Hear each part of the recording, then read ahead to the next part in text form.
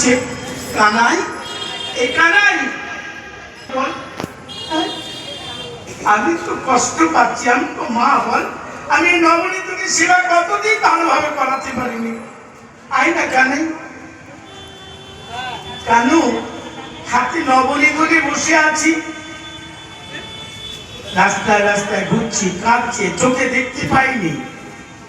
এখানে নারদ বলেছিলেন, মা তুমি যার জন্য কাঁদছো ও পরম ব্রহ্ম ভগবান। বলছে না সবাই কথা বাদ দাও, কানাই আমার ছেলে, তাকে শাসন করেছি, তাকে মেরেছি। তখন বললেন, হ্যাঁ তোমার নাম করে, তোমার কানাইয়ের নাম করে একটু নজর নিয়ে তুমি চোখে দাও, তোমার চোখ ভালো হয়ে যাবে। বলছে না, আমার ছেলের অমঙ্গল হবে, আমি তার মা, আমার ছেলের রজনী আমি চোখে দিলে আমার চোখ ভালো হয়ে যাবে, আমি অন্ধকার বসেও ভালো, কিন্তু আমার ছেলের অমঙ্গল আমি করতে চাই না। আমি তাই গৌরী বলি, ভগবান কত সূক্ষ্ম বাৎসল্য প্রেমে মা আমার ডুবে গিয়েছিল। এর কারণটা কি? প্রভাসের যজ্ঞের কারণ হচ্ছে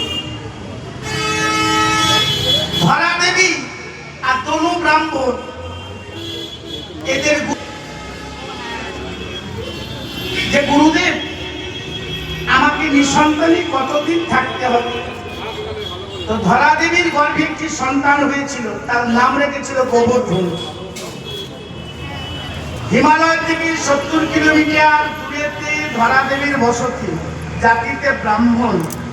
পায়াধর মানে বুঝতে পেরেছেন, যাকে মাতৃ যুগল পায়াধর বলা হয়, পুত্র সন্তান প্রাণে বাঁচে আহার। বোঝা গেল কথাটা? সেই দাও বলে বিনিময় কিছু দিতে হবে, তা কি চাই? বলে পায়াধর। তখন একটি পায়াধর মায়াত্ম সৃষ্টি করে সেই পায়াধরটা যখন দিলেন, বলেন এই পায়াধর আমি,